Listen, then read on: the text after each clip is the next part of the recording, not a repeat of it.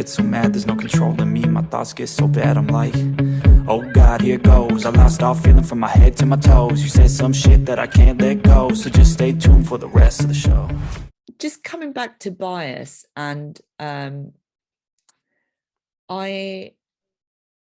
being an ally is something that over the last couple of years, I think that's one of the things that's actually pushed me into this podcast, video cast, whatever you want to call it, and into having those conversations. And I think for me, I did experience firsthand a moment where I felt so isolated in the situation that I was in, where and I couldn't actually identify what the root cause was, and not knowing who I could have gone to and who I could have trusted at that time to say, this is how I'm feeling, or just even for some kind of assurance, or even to be told I was wrong. To not have somebody to go to is absolutely, it breaks my heart for myself now when I look back when I think of myself in that position, but it breaks my heart for anybody else going through it. And so many people say, yeah, actually it went on for this long. And there was somebody who told me a story only a week ago, and I can't identify who they are, but this persistent treatment of being overlooked, being told that things were their fault, where others, and actually getting stitched up by colleagues, and all sorts had gone on. But they just felt if they spoke up, or if they didn't go along with it and didn't just take it, and on one occasion where they were told to grow a pair, that their job would be in jeopardy.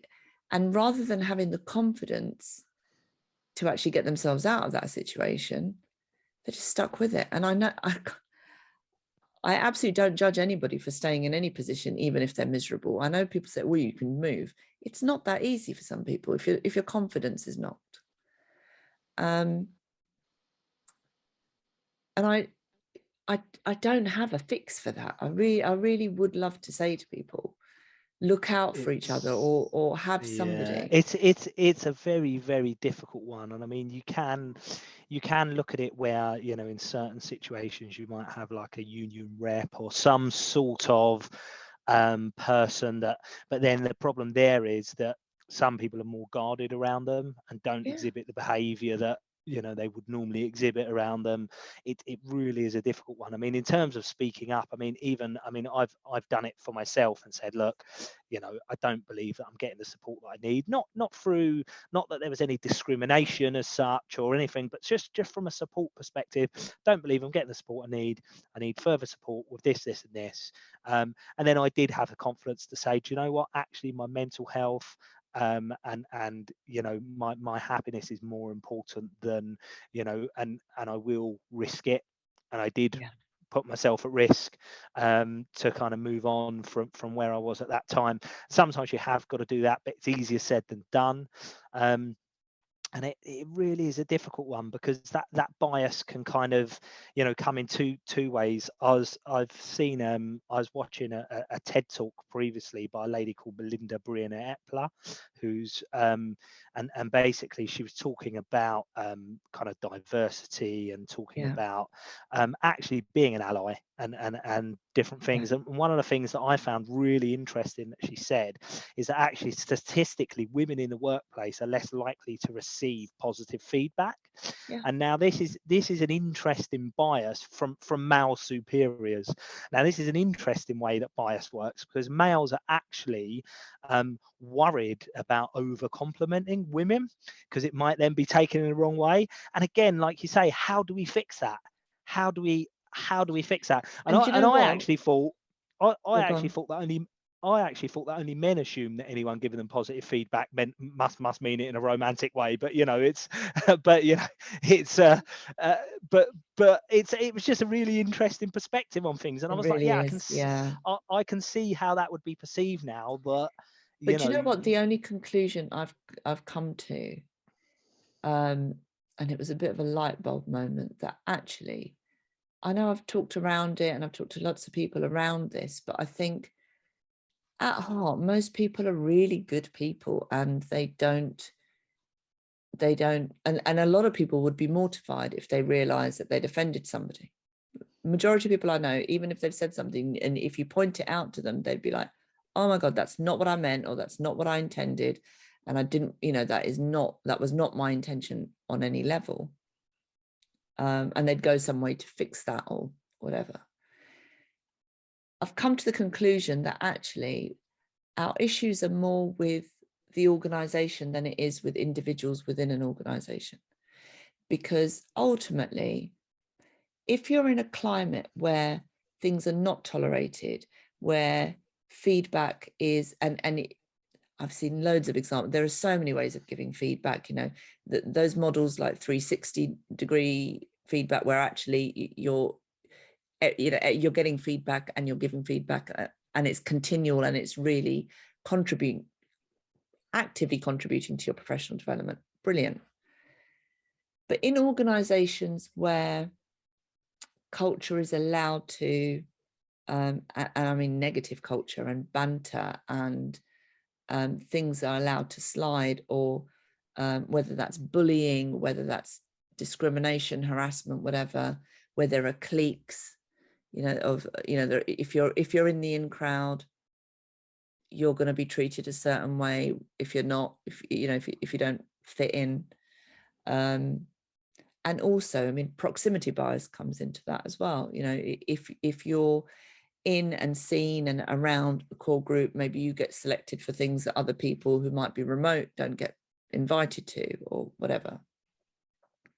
I think the issue is with organizations, and I think it's more than, it starts with policy and procedures and actually having things written down, but I think it's the implementation of those policies, because too many people, and people I've spoken to told me sometimes funny things that you just think, yeah, actually that's not funny, where they do have the policies but it's not practiced. Yeah, I think fundamentally it does need to be a kind of two-way conversation about, because again, if we're being inclusive, then everyone needs to be included, whether that's management, whether that's, Yeah. the organization in general. And again, coming back to kind of being an ally, and I said about being an ally around ideas, and about, we spoke a couple of weeks ago, and I mentioned to you about kind of masculine language as an example, in sort of from a marketing perspective, and it implying that the most important person in that room is a male. It's like, well, we're instantly isolating 50% of our audience, but not only that, if we kind of wind it back a bit and say, well, only 20% of them will be offended, then we're isolating 20% of our audience. And there's also just no need for that language. No. But it's about kind of doing it in the right way, and doing it in, and I can't remember if I've given you this example before. I used to work with a young lady who received a tender, and on the tender it said, it repeatedly used the word manpower, and there is no need to be using that term now, but I know the person who wrote the tender wasn't doing it to be offensive. Again, it comes back to context. And she was like, I'm not going to respond to that tender just because they've used the word manpower so many times. And I was like, but what you need to do is actually respond, and in every answer that mentions the word manpower, right, we will provide people power to this job in this way. And then when they're reading it, that will then educate them, and they think, they're making a point here, and that point is now taken, and we will now edit our future tenders so that, but by not responding, or by almost writing a kind of aggressive letter of complaint, or that will actually, not get the point across in the way that you want to get that point across. And like you say, that's obviously an organizational thing, or a cultural thing that, unfortunately we can't reverse what has already been done in terms of kind of narratives that have been written. But what we can do is try and make people aware that actually you can change your opinions on things. I don't ever slow up, no I don't take shit. I got no love for the fakeness. If you wanna play tough and wanna hate this, I'll always show up. I don't ever slow up, no I don't take shit. I got no love for the fakeness. If you wanna play tough and wanna hate this,